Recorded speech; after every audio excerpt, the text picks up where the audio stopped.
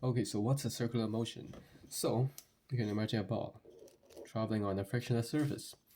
Because of the Newton's first law of inertia, it will just go forward because there's no force acting on it, right? And a constant velocity. However, imagine this ball, the same ball, the same surface. This time it is tied to a rope, which is tied to the middle. So what will happen to the ball when it travels to the front? Well, this is the inertia of the ball that makes it just goes forward at a constant velocity. However, since there's a tension force of the rope restraining it from going forward, instead of just going forward here, it will go here a bit. It's like a factor addition diagram, right? Okay, now imagine if the ball is here. And look, the force of the ball is like going this way, right? So the inertia of the ball makes it go this way. However, again, there's some tension force in the middle. So this leads to the ball going even more sideways, which is around here. Yeah, so as you can see, the trend of motion will eventually end up being like a circle. And this is called circular motion. If you have the radius of the, if you have the circumference of the circular motion divided by time, you'll get how fast does the object travel, which is in meters per second. You can use it as v in meters per second. Yeah, so one more equation, which is kind of relating acceleration to velocity and the radius. So in a circular motion, generally, the acceleration is equals to v squared divided by r, which v is the linear speed divided by radius, which is the radius. Yeah, so these are the equations for circular motion. I mean, there are more, but they're just derived from these equations. So, yep. Okay, so centripetal force. So what is centripetal force? So centri means central, and petal means like seeking. So this force is basically a central seeking force that is like constantly pointing to a central. You can imagine it like that. Okay, but however, when people talk about centripetal force, they're talking centripetal force is not really an actual force, like how I push this pen, okay?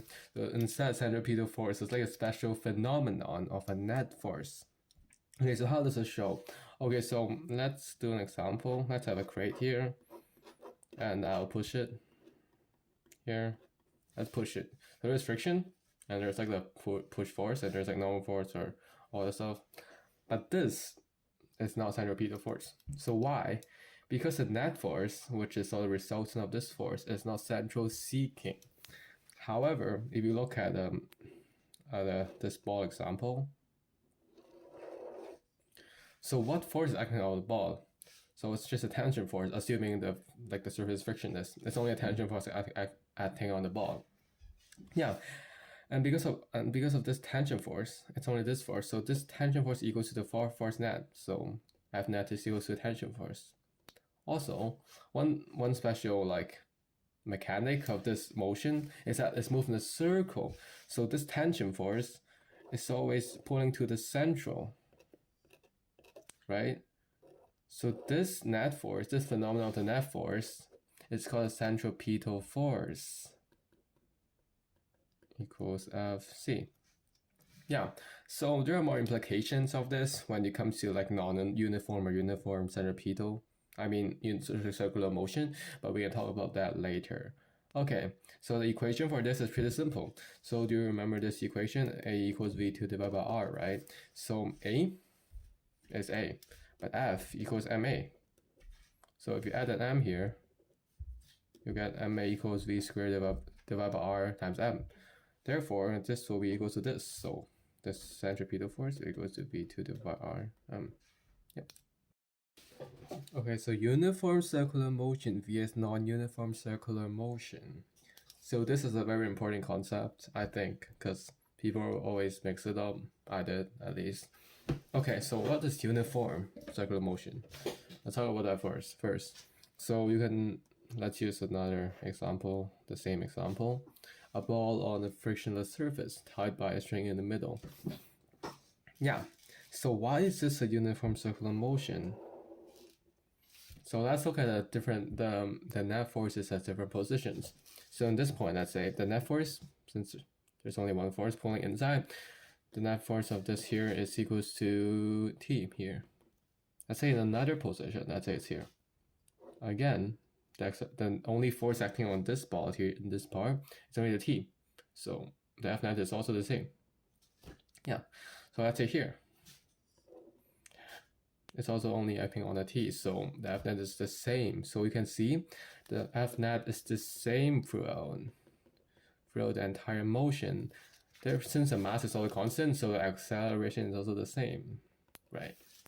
So how is it different from non-uniform? So when is it non-uniform?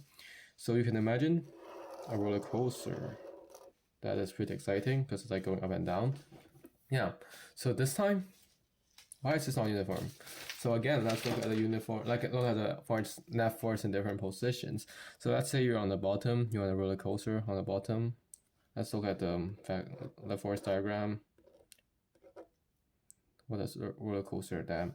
Okay, so what are the forces? There's a normal force and there's a weight. So they're opposite directions.